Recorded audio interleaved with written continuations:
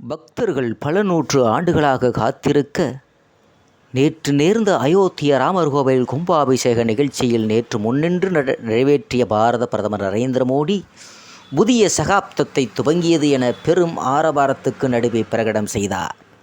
விமர்சையாக நடந்தேறிய பாலராம பிராண பிரதிஷ்டையை தொடர்ந்து ராமர் கோவிலின் கட்டுமான பணியில் ஈடுபட்ட தொழிலாளர்களுக்கும் நன்றி தெரிவித்து அவர்களுக்கு மலர்தூவி வாழ்த்தினார் பாரத பிரதமர் அவர்கள்.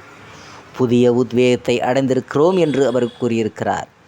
அவர் பேசுகையில், சிறப்பு அழைப்பாளர்களாக வந்திருந்த பல ஆயிரம் ராம பக்தர்கள் மத்தியில் மோடி உரையாற்றியிருக்கிறார். பல நூற்றாண்டு காத்திருப்பு, கணக்கில்லாத தியாகங்கள் கொண்ட நீண்ட தத்துவத்துக்கு பின் ராமர் இங்கு மீண்டும் வந்துவிட்டார். பொறுமையுடன் காத்திருந்த நாட்டு மக்களே, இந்த நேரத்தில் வாழ்த்துகிறேன்.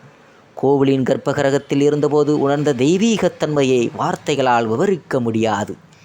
என்னுடைய உடலுக்கு புதிய சக்தியும் மனதுக்கு புதிய உத்வேகமும் ஏற்பட்டுள்ளதாக உணர்கிறேன் என்று பிரதமர் தன்னுடைய பேச்சை தொடங்கினார். மேலும் அவர் கூறியபோது, ராம் லல்லா இனி கூடாரத்தில் தங்க வேண்டியது இருக்காது. இந்த புனிதமான கோவிலில் இனி அவருடைய இல்லமாக இருக்கும். இங்கு நடந்த நிகழ்வுகளோடு நாடு முழுவதும் மற்றும் உலகெங்கும் உள்ள ராம பக்தர்கள் பார்த்து அனுபவித்திருப்பார்கள். இந்த கணம் இயற்கைக்கு அற்பாற்பட்டது, மிகவும் புண்ணியமானது. இங்குள்ள சூழல் மற்றும் புதிய உத்வேகம் ஆகியவற்றை ராமர் நமக்கு அளித்த ஆசியாகவே பார்க்கிறேன். இந்த நாளில் உதயமான சூரியன் நமக்கு புதிய ஒளியை ஏற்படுத்தியிருக்கிறது. இந்த 2024 ஜனவரி 22 நாள்காட்டியில் ஒரு நாளாக மட்டும் விளங்கவில்லை. புதிய கலாச்சாரத்தின் துவக்கமாகவும், ராம ஜென்மபூமி கோவிலுக்கான பூமி பூஜை நடத்தியதிலிருந்து கோவில் கட்டுமான பணி முன்னேற்றங்கள் நாடு முழுவதும் மகிழ்ச்சியையும் திருவிழா உணர்வையும் ஏற்படுத்தியிருக்கிறது. பல நூற்றாண்டு காத்திருப்பும் பாரம்பரியத்தால் நமக்கு ராமர் கோவில் கிடைத்திருக்கிறது.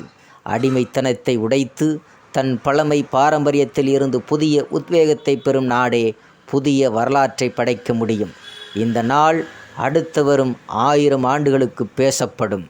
ராமபிரானின் ஆசியால் இந்த மறக்க முடியாத நிகழ்ச்சியில் பங்கேற்கும் அபூர்வ பாக்கியம் நமக்கு கிடைத்துள்ளது. இந்த நாள் செயல்கள், ஆகாயம் மற்றும் அனைத்து தெய்வீகத்தால் தழும்புகிறது. இது சாதாரண நாளல்ல, மிக சிறப்பான நினைவுகளுடன் நம் பாதையை தொடர்வதற்காக நமக்கு அளிக்கப்பட்ட கொடை. ராமரின் ஒவ்வொரு பணியிலையும் உடனிருந்த ஹனுமான், லட்சுமணன், பரதன், சத்ருகன், மாதா சீதாதேவியை வணங்குகிறேன். இந்த நிகழ்ச்சியில் அவருடைய தெய்வீகமும் நிறைந்திருந்ததை நாம் உணர்கிறோம். இந்த நேரத்தில் ராமரிடம் நான் மன்னிப்பு கேட்க விரும்புகிறேன். இந்த கோயிலை நாம் எப்பொழுதோ எழுப்பியிருக்க வேண்டும். அந்த வெற்றிடம் நிரப்பப்பட்டுள்ளதால் ஸ்ரீராமன் நம்மை மன்னிப்பார் என்று நம்புகிறேன். இராமாயணத்தில் கச ஆண்டுகள் அவர் வனவாசம் சென்றதை ஏற்க முடியாமல் மக்கள் தவித்தனர். ஆனால் அதன்பின் அயோத்தியையும் நாட்டு மக்களும் பல நூற்றாண்டுகளாக அவரை பிரிந்திருக்க நேரிட்டது. நம் அரசியல் அமைப்பு சட்டத்தின் உண்மையான பிரதிநிதியில் ராமர் இடம்பெற்றுள்ளார். ஆனாலும் நம் நாட்டின் விடுதலைக்கு பின்பும் ராமருக்காக நீண்ட சட்ட போராட்டத்தை நடத்த வேண்டியதாயிற்றது. இந்த நேரத்தில் நீதியின் புனிதத்தை தட்டிக்காத்த நம் நீதித்துறைக்கு நன்றி தெரிவிக்கிறேன். நியாயமான வழியில் கிடைத்த நீதியின் பேரில் ஸ்ரீராமருக்கான கோவில் மிக வேகமாக கட்டப்பட்டுள்ளது. எதையும் சாதிக்கலாம். தற்போது நாம் அமிர்த காலத்தில் உள்ளோம். நாட்டை வளர்ந்த நாடாக்கும் இலக்குடன் செயல்பட்டு வருகிறோம். அந்த இலக்கை நாம் எட்டுவதற்கு ஒரு சாட்சியாக இந்த கோவில் விளங்கும். நாம் அனைவருக்கும் ஒற்றுமையாக ஒருங்கிணைந்து ஒரே நோக்கத்தோடு செயல்பட்டால் எதையும் சாதிக்க முடியும் என்பதை இந்த கோவில் நமக்கு உணர்த்துகிறது. இது இந்தியாவின் காலம். இந்தியா தொடர்ந்து முன்னேறி வருகிறது. பல நூற்றாண்டு கால காத்திருப்புக்கு பின் இந்த கோவில் நம்மை இணைத்துள்ளது. இந்த புது யுகத்துக்காக காத்திருந்தோம். இத்துடன் நாம் நின்றுவிடக்கூடாது. தொடர்ந்து வளர்ச்சியில் புதிய உச்சங்களை எட்டும் பணிகளை தொடருவோம். புதிய சகாப்தம் உருவாகியுள்ளது.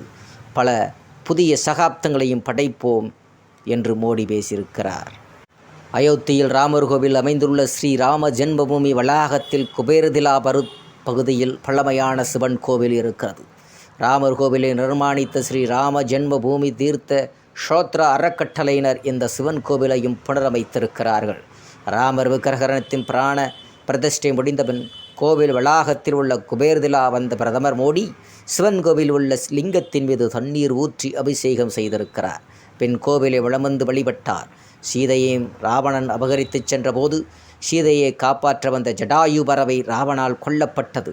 அந்த ஜடாயாவுக்கு ராமர் கோவில் வளாகத்தில் சிலை வைக்கப்பட்டிருக்கிறது. அதை பிரதமர் மோடி நேற்று திறந்து வைத்தார். ஜடாயுவின் அத்தகைய கடமை உணர்வுகள் திறமையான மற்றும் தெய்வீக இந்தியாவின் அடிப்படை என பிரதமர் தெரிவித்திருக்கிறார்.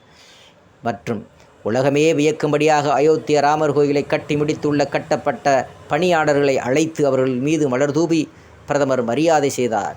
இந்த நிகழ்வு காண்போரை மிகவும் நெகிழச் செய்ததாக இருந்தது என்பதை தெரிவித்துக் கொள்கிறோம். நன்றி, வணக்கம்.